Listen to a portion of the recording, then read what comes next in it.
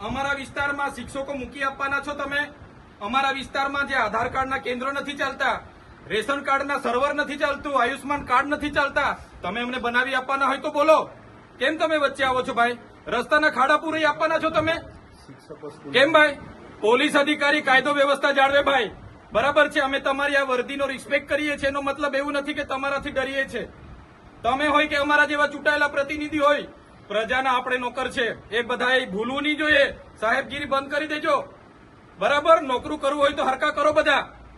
અમે પણ પ્રજાના નોકર છે, અમને પણ પ્રજાના ટેક્સથી પૈસા મળે છે. ને આ કલેક્ટર કચેરી કોઈના બાપની જાગીર નથી ભાઈ. આ પ્રજાની સેવા માટેની ઓફિસ છે. કેમ આવા દેવામાં નથી આવતા અમને? આટલો મોટો ભ્રષ્ટાચાર થયો છે, કઈ નિરાકરણ આવ્યું છે? અહીંયા ધરણા પર બેઠા હતા બોર્ડની નીચે, શું થયું?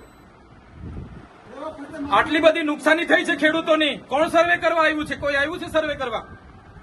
એટલે પોલીસ